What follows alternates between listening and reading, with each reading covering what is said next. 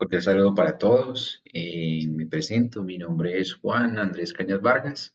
Soy enfermero especialista en oncología de la Universidad de Antioquia y actualmente trabajo en Clínica del Rosario en el programa de trasplante de progenitores hematopoyéticos. Vamos a iniciar. Bueno, la idea de esta pequeña charla es que hablemos un poco de linfomas, pero no en el linfoma que normalmente vemos en salas de quimio, que afortunadamente una gran proporción de nuestros pacientes se curan, sino de ese paciente con linfoma recidivante o refractario que necesita un poco más de nuestros cuidados. Entre los datos epidemiológicos, tenemos que a nivel mundial estas neoplasias afectan entre el 3 al 6% de las personas por cada 100.000 habitantes. Es el quinto cáncer más común y la quinta causa de muerte por cáncer. Aproximadamente un 90% son linfomas no Hodgkin, mientras que el 10% restante corresponden a los linfomas tipo Hodgkin. Mayormente son diagnosticados en edades de 60 años, aunque el linfoma de Hodgkin tiene una característica de ser frecuente en adolescentes y en niños. Los linfomas derivados de los linfocitos B representan más del 80% de los casos observados. Yéndonos más a datos locales, estos son datos de la cuenta de alto costo del 2022, con una incidencia para el linfoma no Hodgkin ocupó la sexta posición en frecuencia, mientras que el linfoma Hodgkin ocupó el 10º lugar en la población adulta. Como les decía, afortunadamente la supervivencia es buena. Para el linfoma de Hodgkin está en una proporción de 79,9%, mientras que el linfoma tipo no Hodgkin tiene una supervivencia un poco menor, pero sigue siendo pues buena de 67,5%. En especial saqué estos datos de la incidencia de los casos nuevos al momento del diagnóstico, que me parecieron un poco particulares como para analizar. Entonces, dentro de la estratificación en árbol, tenemos que el 45% de los linfomas tipo no Hodgkin se diagnostican en estadios tipo 4. Por lo tanto, su clasificación de riesgo al momento del diagnóstico, la gran mayoría estaba en el 37%. Con los linfomas tipo Hodgkin, tenemos que se diagnostican en estadios 4 y en estadios 3, 30 y el 28% de la población, por lo que la prognosis en estadios de alto riesgo corresponde al 67%, que pareció algo, digamos, un poco elevados, pero también vamos a ver que son características a veces propias de la enfermedad. Dentro de las generalidades tenemos que es una enfermedad heterogénea generada por la proliferación de neoplasias de células del tejido linfoide, específicamente el tronco medular o de los progenitores tipo B y tipo T de los linfocitos y los natural killer que hacen parte del sistema hematolinfático, con diferentes tipos de características histológicas, moleculares, clínicas y diversos pronósticos. A manera general, tenemos dos grupos grandes, como lo hemos venido diciendo. Tenemos los linfomas tipo Hodgkin y linfomas no Hodgkin. Haciendo un paralelo en forma muy resumida, tenemos que el linfoma tipo Hodgkin, la característica patognomónica de la enfermedad es encontrar células de Reed-Extender.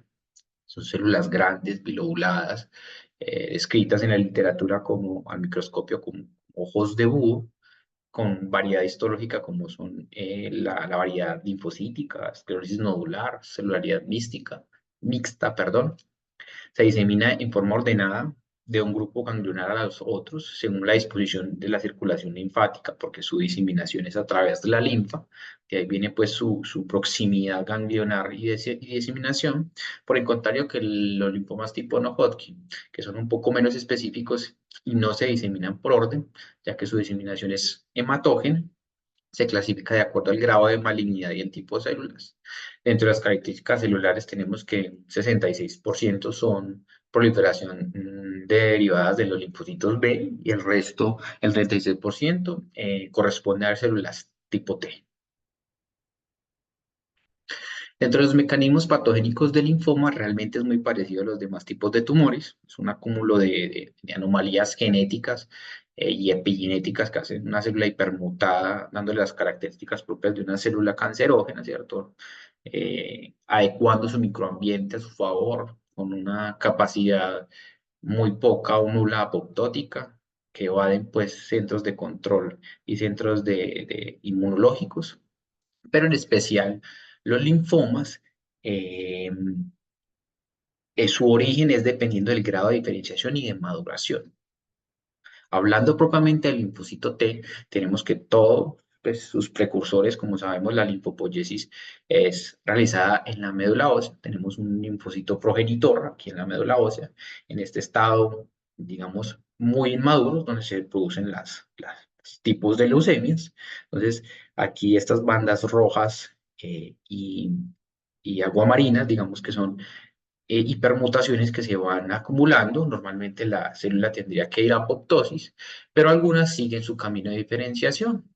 Recordemos que la maduración de estos tipos de linfocitos, especialmente el linfocito B, se hace en los ganglios, en el folículo, en el centro germinal, pero dependiendo del área, si es un área interfolicular o perifolicular, dependiendo de esas características, se van a desarrollar los diferentes tipos de linfomas. Entonces, por ejemplo, en el área interfolicular tenemos el linfoma tipo manto, pues por su estructura del manto como lo vemos acá en esta estructura, si sigue su camino de diferenciación y de maduración y entra al centro germinal, tenemos, por ejemplo, el tipo linfoma folicular, el tipo de Burkitt. Si sigue aún más, aunque son células neoplásicas, siguen su maduración siendo neoplásicas y tenemos pues ya en su carrera de maduración en el área perifolicular tenemos por ejemplo el linfoma tipo MALT o de zona marginal. Dentro de los linfocitos T, acá tenemos la gran importancia, pues lo diferentes. Tenemos que en su grado de maduración tendría que entrar al timo en sus fases iniciales y entonces acá, al igual que los linfocitos T, en este grado de, de diferenciación el linfocito T tiene dos sistemas. Un sistema inmune que es innato y un sistema adaptativo. Entonces, cuando entran al timo, empiezan a madurarse, a tener características genéticas de memoria, de toxicidad y especificidad. Entonces, van a ser linfocitos CD4, CD38. Sí, empiezan a hacer hipermutaciones cromosómicas y se puede morir o puede seguir su sistema. En el sistema innato realmente es muy poco específico. Ahí tenemos la natural killer y los linfocitos T que van al vaso, a la mucosa, a la sangre periférica y a la piel. Los tipos de linfomas del sistema innato es comúnmente en los niños y no se van a manifestar ganglionarmente porque no van a ningún ganglio. Mientras que el sistema adaptativo, que es mucho más específico, que ya genera algo de especificidad y de memoria inmunológica, puede ir al folículo y generar esa capacidad de reconocer muchísimo más antígenos. Entonces, es característico ya de este tipo de linfomas si se expresan en folículos y es más característico de cómo se generan en los adultos los linfomas tipo T. Dentro de los riesgos que tenemos para desarrollar, digamos, riesgos no modificables, tenemos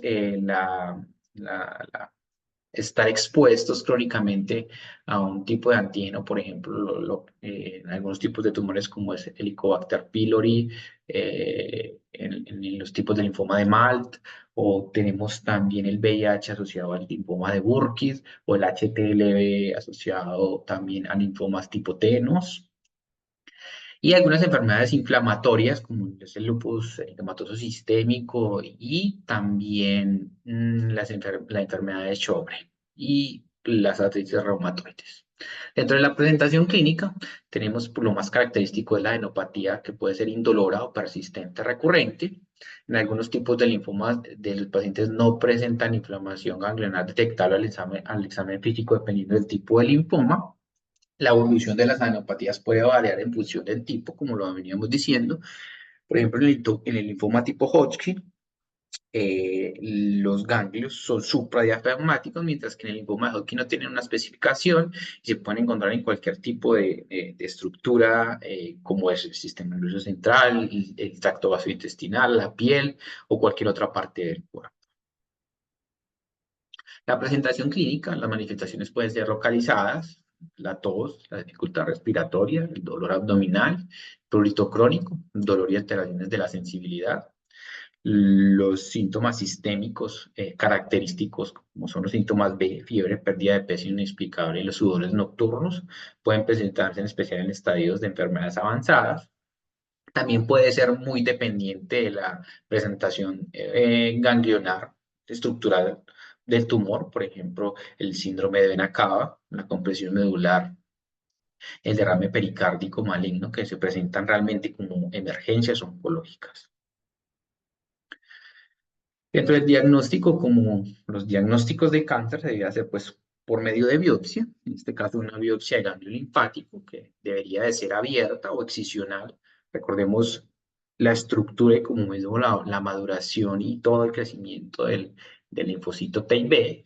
Por eso es importante la, la biopsia excisional, donde vamos a hacer pues todo lo que tenga que ver con inmunohistoquímica, citometría de flujo, biomarcadores antigénicos celulares y proteicos que permiten pues un diagnóstico preciso y una clasificación específica de tipo de linfoma. Vamos a necesitar indudablemente un laboratorio de química sanguínea, metabólica, hematológica, renal y función hepática.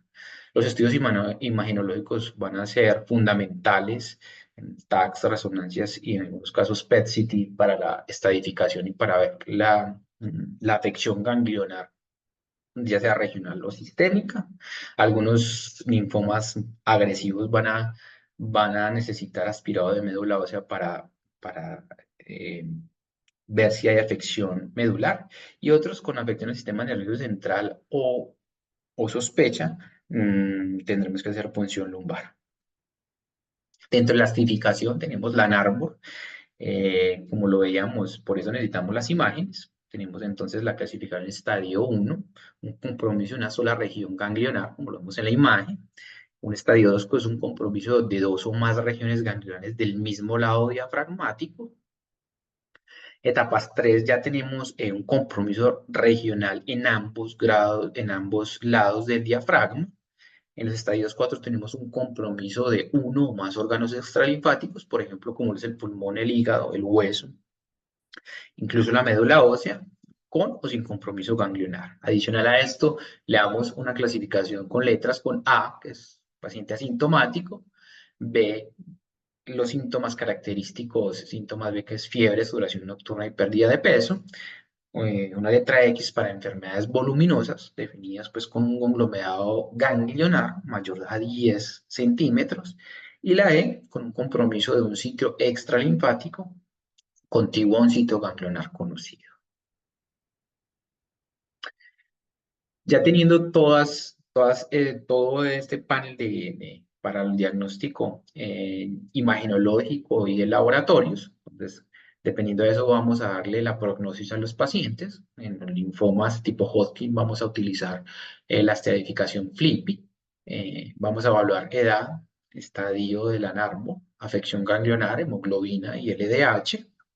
Esto lo van a hacer pues calculadoras que ya las podemos encontrar en cualquier página de manera muy fácil, en tres estadios: bajo, intermedio y alto. El bajo va a tener una supervivencia mayor del 70%, mientras que el alto va a disminuir muchísimo al 36% de supervivencia a 10 años.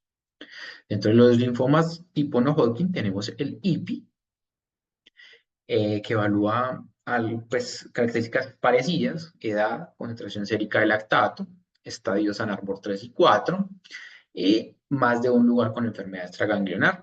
Este ya es un poco más abierto y tenemos riesgo bajo, bajo medio, medio alto y alto. Dentro del riesgo bajo va a tener una prognosis de 73% de sobrevida a 5 años, mientras que el riesgo alto va a tener un índice de sobrevida a 5 años de 26%. La OMS nos nos da una clasificación que considero que es un poco pues, más compleja, pero mucho más precisa dependiendo de las características clínicas y moleculares en neoplasias tipo B con precursoras maduras y dependiendo de la diferenciación. Y también tenemos pues una clasificación muchísimo más amplia de las neoplasias tipo T o de natural killer para el linfoma no Hodgkin, que no nos vamos a detener realmente porque aquí nos quedaríamos con muchísimo más tiempo. Los linfomas Hodgkin es una clasificación un poco menor, pero aquí podemos pues, ver como características inmunofenotípicas, viendo que la esclerosis nodular es uno de los principales linfomas no Hodgkin que se presentan. Pero para efectos prácticos, yo propongo hacer una clasificación en linfomas tipo agresivos indolentes o de alto o bajo grado, que en la literatura también lo describen de esa manera. Entonces, dependiendo de este tipo de clasificación, obviamente van a ir dirigidas todas las terapias de primera, segunda, tercera línea. Entonces, empecemos con el linfoma tipo no Hodgkin agresivos, que como su nombre lo indica, son linfomas que representan más o menos el 60% de los linfomas no Hodgkin. Eh, Son linfomas que aparecen de forma aguda, con alto volumen, digamos, de enfermedad que se manifiesta muy rápido, que afecta realmente la capacidad vital de las personas y que va a hacer que el diagnóstico mm, digamos, diagnosticado en estadios avanzados. Dentro de ese tipo de linfomas tenemos el linfoma B de célula grande, que es el subtipo más común de los agresivos, representa casi el 50%, y el 30% de los linfomas no Hodgkin. También tenemos el linfoma tipo Burkitt, que también es un linfoma agresivo, que representa más o menos el 30% de los linfomas en jóvenes, asociado en otro tipo de pacientes al VIH. Tenemos el linfoma linfocítico o linfoblástico de células T, con alto riesgo de desarrollar, también es muy característico en poblaciones pediátricas, con alto riesgo de desarrollar leucemias tipo T. También tenemos linfoma anaplásico de células grandes y linfoma de células del manto, uno de los más agresivos o con peores pronósticos de los linfomas no. Dentro de los indolentes de los linfomas no Hodgkin tenemos que representan el 40% de linfomas tipo no Hodgkin y se conocen también como linfomas de bajo grado de malignidad. Tienen un comportamiento menos agresivo, por el contrario son linfomas de crecimiento lento que no manifiestan, digamos, sintomatología, a veces en diagnósticos muy incidental. Dentro de esos tenemos el linfoma folicular, que es como el más representativo, representa el 70% de este tipo de linfomas, y hasta el 30% de todos los linfomas no tipo no Hodgkin. También tenemos el linfoma de mucosas, linfoma tipo MALT, tenemos el linfoma esplénico de zona marginal y los linfomas cutáneos tipo T. Ahora vamos a adentrarnos un poquito más en este tipo de linfomas agresivos. ¿Qué retos nos vamos a enfrentar? Es un paciente que se enfrenta a la incertidumbre, una gran carga emocional, sin duda, con miedo al futuro. Es un paciente que venía con un tratamiento y que recayó. Eso hace que el paciente vuelva a retomar ese duelo que ya había asumido y que vamos a tener que estar atentos a todos estos cambios psicoemocionales que va a sufrir el paciente. Van a aparecer terapias de segunda línea o tercera con algo de esperanza al tratamiento que debemos aclarar al paciente. Esquemas de segunda línea que van a ir con consolidación a trasplante autólogo, que indudablemente van a tener toxicidades esperables porque pues, son segundas, terceras líneas adicionales a lo que ya ha venido recibiendo y que van a necesitar un monitoreo intrahospitalario en una unidad especializada.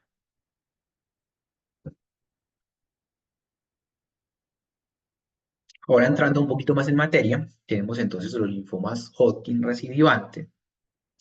En etapas tempranas, aunque es una proporción pequeña, el 10 al 15% van a recaer o van a ser refractarios. Y en etapas tardías van a aumentar muchísimo más, del 30 al 15%. Si son pacientes jóvenes, y sensibles a segunda línea de terapia, el 15% de esos pacientes van a tener control de su enfermedad y van a ir a consolidación con trasplante autólogo. Sigo insistiendo que las toxicidades no van a desaparecer y va a ser muy importante su monitoreo dentro de los regímenes que se utiliza con más frecuencia en nuestro medio y en Estados Unidos. Tenemos el protocolo ICE.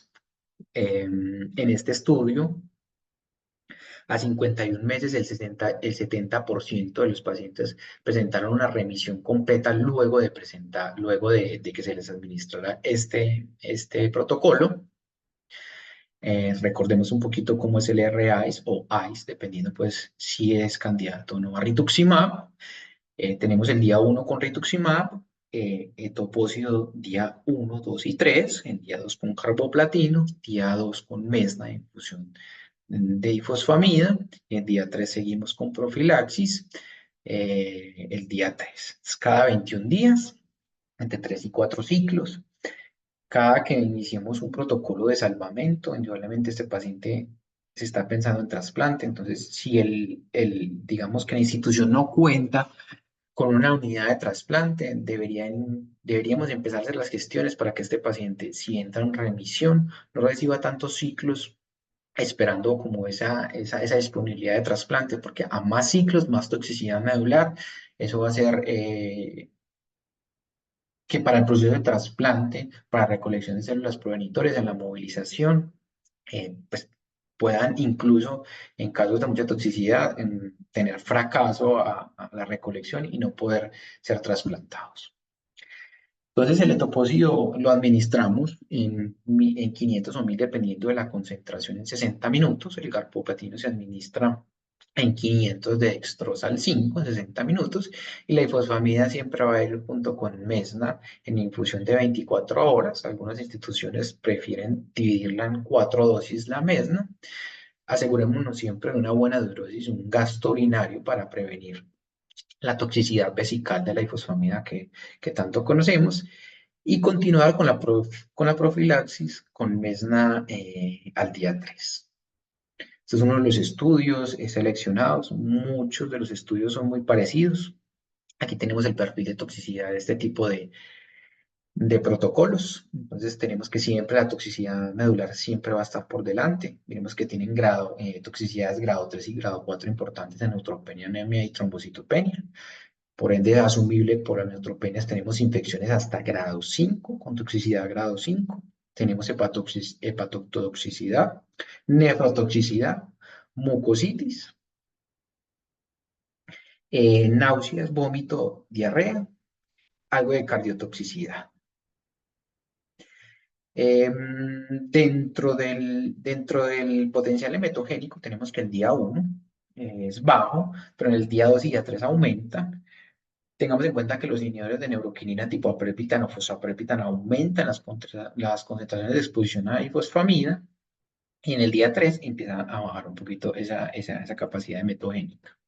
Medidas de soporte, tenemos hay que instaurar medidas para parálisis tumoral, profilaxis para virus y hongos, obviamente por la toxicidad medular que ya hemos visto tan insistente. Medidas para la mucositis y posibilidad de usos de estimulantes de colonias para no prolongar esas neutropenias profundas y que el paciente salga lo más pronto posible de ese estado. En cuanto al linfoma no Hodgkin, de células B grandes, que como lo vimos es uno de los más incidentes, tenemos que pacientes tratados aún con R-CHOP tienen enfermedades refractarias hasta del 10 al 15%, y pacientes con una respuesta inicial del 20 al 25% pueden recaer dentro de los 2 años. La indicación de trasplante, aunque tenemos terapias mucho más dirigidas, sigue siendo mandatorio, perdón, sigue siendo mandatorio el trasplante, primero con rescate de segunda líneas, después de seguidas del trasplante, con protocolos como el RDHAP, RICE también para este tipo de tumores. Entonces, vamos a ver un poquito del DHAP, que es con cisplatino, dexametasona y citarabina. Tenemos pues, que la dexametasona puede ser intravenosa oral. Recordemos que la citarabina, la dosis de 2000 cada 12 horas. Y en pacientes mayores de 70 años disminuye la dosis. Recordemos también la profilaxis oftálmica con dexametasona por el riesgo de toxicidad oftálmica. El cisplatino, lo que nos recomiendan es premedicar con bastantes líquidos pues, y asegurar la tasa de filtración para disminuir el riesgo renal. Y también nos recomienda manitol para forzar la diuresis. Ese estudio de 56 pacientes, específicamente para el protocolo DIHAP, vuelve y sigue siendo persistente la toxicidad hematogénica, anemia, trombocitopenia y neutropenia, infecciones con neutropenia y sin neutropenia, toxicidad gastrointestinal, anorexia, náuseas y vómito, grado 3 y grado 4. Eh, También tenemos algo de toxicidad metabólica con trastorno hidroelectrolítico como es la hipocalemia, hipomagnesemia, también alteraciones de la creatinina y de la función renal. Otros de los esquemas muy utilizados en nuestros medios, nuestro medio de hecho en mi centro se utiliza mucho para los linfomas difuso de alto grado, tenemos el rituximab, el R-POCH o EPOCH o dosis ajustadas que vamos a ver. Tenemos entonces rituximab día 1, etopósito, doxorubicina y vincristina en infusión de 24 horas por 4 días. Tenemos la ciclofosfamida en el día 5, la prednisona, cada 21 días. La literatura nos dice que podríamos mezclar el etopósito de la doxorubicina y la vincristina sin perder, digamos, efectividad clínica ni alguna alteración físico-química, aunque algunas instituciones pues no acostumbran a hacer esta mezcla. Importante que si lo vamos a hacer en una misma bolsa, lo que nos va a dar la pauta de dilución va a ser el etopósito, ¿sí? Las dosis de etopósito menor o mayores de 150, ¿vale? Y Mesna también para la profilaxis de ciclofosfamida. Y también vamos a utilizar factores estimulantes de colonias en día 6. Vamos a ajustar las dosis dependiendo, para los próximos ciclos, dependiendo de los neutrófilos, si es mayor de 500 o menor de 500. En el perfil de toxicidad de este protocolo de APOCH-R, en este estudio de 53 pacientes, la neutropenia tuvo también grados de toxicidad grado 3, grado 4, lo mismo que la trombocitopenia. Fiebre y neutropenia sigue siendo todavía insistente. Trastornos gastrointestinales como mucositis y constipación. Incluso en este estudio tuvieron desenlaces fatales con sepsis, grado 5, en un 6% de los pacientes. Para ir terminando, dentro de las conclusiones de cuidado y recomendaciones tenemos que son esquemas infusionales. Siempre considerar un catéter venoso central. Pues obviamente va a aumentar muchísimo más el riesgo de extravasación de ese tipo de medicamentos por estar expuestos tanto tiempo. Debemos de tener claro los protocolos de aislamiento. Pues ya sabemos que son aplasias prolongadas, ya vimos las toxicidades grado 3 y grado 4 que estos tipos de protocolos producen, además de un protocolo de neutropenia bien difundido y bien establecido. Monitoreo de laboratorio, indudablemente hematológico y bioquímico por las toxicidades renales, hepáticas y metabólicas. Considerar siempre el riesgo de lisis tumoral y, muy importante, la toxicidad gastrointestinal. Por favor, siempre buen manejo de las náuseas, vómito, control de la diarrea. También se pueden presentar casos de colitis neutropénicas con perforaciones incluidas, constipación, ileo paralítico y las desórdenes hidroelectrolíticas, y siempre pensar que son pacientes con toxicidad acumulada que siempre van a tener muchísimo más riesgo. Eh, Esto es lo que les quería compartir. Ojalá que sea útil para sus centros y nos vemos en una próxima vez.